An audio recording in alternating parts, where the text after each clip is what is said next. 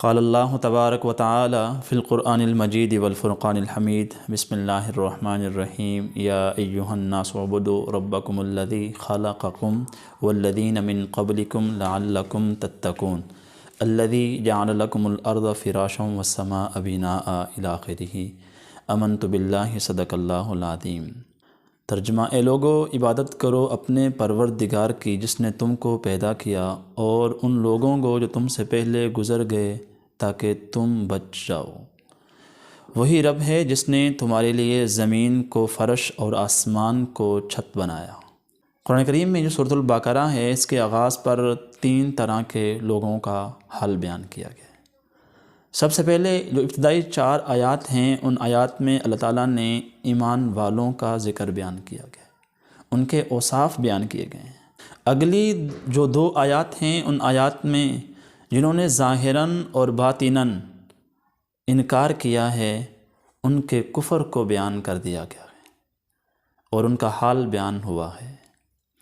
اس سے آگے جو 13 آیات ہیں، ان 13 آیات میں منافقین کا تفصیلی حال بیان کیا گیا ہے، ان کی چال بازی، ان کی دھوکہ بازی، ان کا فریب، ان کا ظاہر اور باطن میں فساد فی الارض، غلط عقائد کا تردد، پھر اس کی وضاحت، اور آخر میں 2 مثالیں دے کر، ایک آگ کی مثال اور ایک پانی کی مثال، منافقین کا انجام بیان ہوا ہے اور ان کو تنبیہ کی گئی ہے۔ یہاں سے تیسرے رکوع کا آغاز ہو رہا ہے، یا ایھا الناس اعبدوا۔ حضرت عبداللہ ابن عباس رضی اللہ تعالیٰ عنہ فرماتے ہیں کہ یا ایھا الناس سے ان لوگوں کو خطاب کیا گیا ہے جو وہاں روئے سخن اہل مکہ کی طرف ہیں، کیونکہ نزول قرآن کے زمانے میں اکثر بیشتر وہی لوگ کفر میں مبتلا تھے۔ جہاں پر یا ایھا الذین آمنوا کہہ کر خطاب کیا گیا ہے، اس سے مراد اہل مدینے والے ہیں، کیونکہ انہوں نے ہی اسلام قبول کیا تھا اور اسلام کے اوپر ان لوگوں نے ہی قربانیاں پیش کی تھی۔ اس رکوع میں 4 اہم مضامین بیان کیے گئے ہیں۔ سب سے پہلے توحید، اس کے بعد رسالت، نمبر 3 پر قرآن کریم کی حقانیت، اور نمبر 4 پر معاد۔ قیامت پر ایمان لانا ضروری ہے، کیونکہ اچھے اور برے نتیجے کا دار و مدار روز قیامت پر ہے۔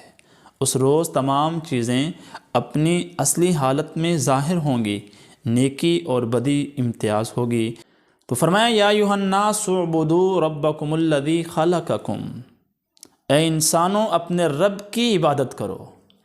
عبادت کی حقیقت کیا ہے کہ اپنے ظاہر اور باطن کو اللہ تعالیٰ کی اطاعت میں مصروف رکھنا، یہ عبادت ہے، کیونکہ وہی نفع ہمیں پہنچا سکتا ہے، وہی نقصان ہمیں دے سکتا ہے، وہی رزق ہمیں دے سکتا ہے، وہی ہمارا مالک ہے۔ اللہ خالق کل شیء، اللہ ہی ہر چیز پر قادر ہے۔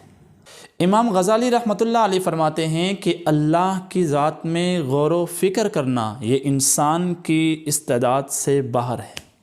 کیوں؟ لا فکرۃ فی الرب، اللہ کی ذات میں غور و فکر نہیں ہو سکتا۔ اللہ نے انسان کا جو شعور ہے، انسان کو جو عقل دی ہے، اس عقل میں اتنی رسائی نہیں ہے کہ وہ اللہ کو سوچ سکے۔ ہاں یہ ہے، اللہ کو پہچاننا ہے تو اللہ کی جو پیدا کردہ اشیاء ہیں ان چیزوں کو پہچانیں۔ جب اس خالق کی صفات سمجھ آ جاتی ہے نا، پھر اس خالق کی ذات کی معرفت بھی حاصل ہو جاتی ہے انسان کو۔ اسی طرح رسول اللہ صلی اللہ علیہ وسلم نے حضرت معاذ بن جبل کو یمن کا گورنر بنا کر بھیجا۔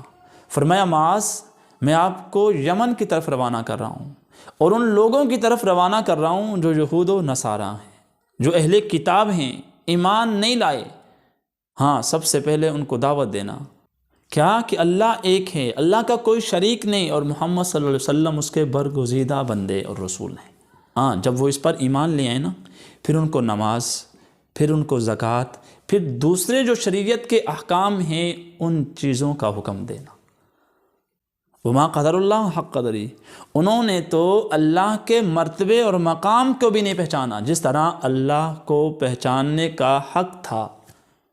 اگر وہ پہچان لیتے پھر عزیر علیہ السلام کو خدا کا بیٹا نہ کہتے، پھر مسیح علیہ السلام کو ابن اللہ نہ کہتے، پھر مریم علیہ السلام کو مادر خدا نہ کہتے، بندے اور خدا کو ایک نہ کرتے، انہوں نے تو پہچانا ہی نہیں ہے۔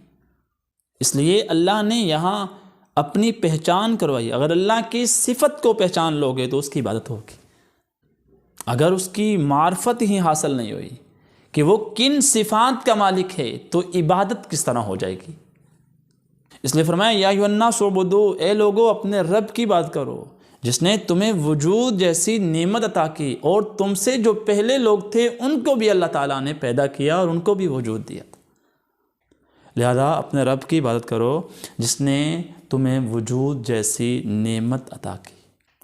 اسی طرح ہارون رشید نے امام مالک سے پوچھا کہ اللہ کی ہستی پر کوئی دلیل دیں۔ امام مالک رحمۃ اللہ علیہ نے فرمایا کہ انسان مختلف قسم کی بولیاں بولتا ہے، مختلف قسم کے لب و لہجے ہیں، مختلف قسم کے وہ نغمے پڑھتا ہے۔ دنیا میں 4000 بولیاں بولی جاتی ہیں، کیا یہ اللہ تعالیٰ کی وجود الہی پر کم دلیلیں ہیں؟ یہ اللہ نے ہی ہر انسان کو پیدا کیا ہے، ایک شکل دوسرے سے نہیں ملتی، دوسرے کی شکل پہلے سے نہیں ملتی، ہر انسان کا چال چلن بھی الگ الگ ہے۔ اسی طرح امام ابو حنیفہ رحمۃ اللہ علیہ کے پاس دہریوں کی اور زندیقوں کی ایک جماعت آئی اور مناظرے کی غرض سے آئے تھے۔ وہ کہنے لگے کہ ہمارا یہ ہے، ہم کہتے ہیں کہ اللہ کا کوئی وجود نہیں، کوئی ہستی نہیں، اس کائنات کو چلانے والا کوئی بھی نہیں، یہ کائنات خود بخود چل رہی ہے۔ امام صاحب نے فرمایا انی مفکر فی امری، ایک معاملے میں غور و فکر کر رہا ہوں، مجھے بتلایا گیا ہے کہ سامان سے بری ہوئی ایک کشتی خود بخود دریا میں چل رہی ہے، سامان سے لدی ہوئی ہے، اس کنارے سے خود گئی اس کنارے پر، درمیان میں وہ کھڑی بھی ہو جاتی ہے اور واپس پھر وہ کشتی اس کنارے پہ آ جاتی ہے۔ تو انہوں نے فرمایا کیسی بات کر رہے ہو؟ وہ دہریے جو زندیق تھے، کیسی بات کر رہے ہو؟ یہ بات کوئی ماننے والی ہے؟ امام صاحب نے فرمایا تم پر افسوس ہے کہ تم یہ تو مانتے نہیں ہو کہ ایک کشتی جو ہے وہ بغیر چلانے والے کے نہیں چل سکتی، پھر یہ کیسے کہتے ہو کہ اتنا بڑا یہ نظام، اتنی بڑی کائنات یہ بغیر کسی چلانے کے چل رہی ہے؟ اس طرح کچھ لوگ آئے امام شافعی رحمۃ اللہ علیہ کے بعد کہ اللہ کے وجود پر کوئی دلائل دیں۔ امام صاحب اتفاق سے توت کے درخت کے پاس بیٹھے ہوئے تھے، تو امام صاحب نے فرمایا یہ توت کا درخت ہے، اس کا ذائقہ، اس کا رنگ، اس کی بو یکساں ہے، ایک جیسی ہے، لیکن 4 مختلف چیزیں جب شہد کی مکھی کھاتی ہے تو شہد پیدا کرتی ہے، جب بکری کھاتی ہے تو وہ مینگنیاں نکالتی ہے، جب ریشم کا کیڑا کھاتا ہے تو وہ ریشم پیدا کرتا ہے، اور جب ہرن کھائے تو وہ کستوری پیدا کرتی ہے۔ 4 مختلف چیزیں ہیں، ایک ہی درخت سے ایک ہی رنگ والے پتے کھاتے ہیں، یہ 4 مختلف چیزیں پیدا ہو رہی ہیں نا، یہ صرف اللہ ہی کر رہا۔ امام احمد سے بھی کسی نے سوال کیا کہ اللہ کے وجود پر کوئی دلائل دیں۔ امام صاحب نے فرمایا کہ انڈا ہے، سفید ہے، چکنا ہے، اور اندر سے سونے کی طرح زرد ہے، لیکن جب وہ ٹوٹتا ہے نا تو اس سے سمیع بصیر حیوان پیدا ہوتا ہے۔ تو یہ اس انڈے سے ایک حیوان پیدا ہو رہا ہے، یہ حیوان پیدا کرنے والا اس اللہ کے علاوہ کوئی دوسرا نہیں۔ بھئی اللہ کی ذات ہمیشہ سے ہے، ہمیشہ رہے گی، اللہ کی ذات ہر جگہ ہے، اللہ کی ذات ہر حال میں ہے۔ ہم بولتے ہیں، ہم گفتگو کرتے ہیں، ہم نصیحت کرتے ہیں، ہم لیکچر دیتے ہیں، اللہ ہر وقت وَنَحْنُ أَقْرَبُ إِلَيْهِ مِنْ حَبْلِ الْوَرِيدِ، میری شاہ رگ سے بھی قریب ہے۔ اس طرح فرمایا وَإِذَا سَأَلَكَ عِبَادِي عَنِّي فَإِنِّي قَرِيبٌ۔ اس آیت کی تفسیر میں کہ جب آپ کے بندے پوچھیں نا کہ اللہ کہاں ہے، فَإِنِّي قَرِيبٌ، میں تو آپ کے قریب ہوں۔ ہم نصیحت کریں، کسی کو مشورہ دیں، کسی سے گفتگو کریں تو اللہ میری ہر بات کو سننے والے۔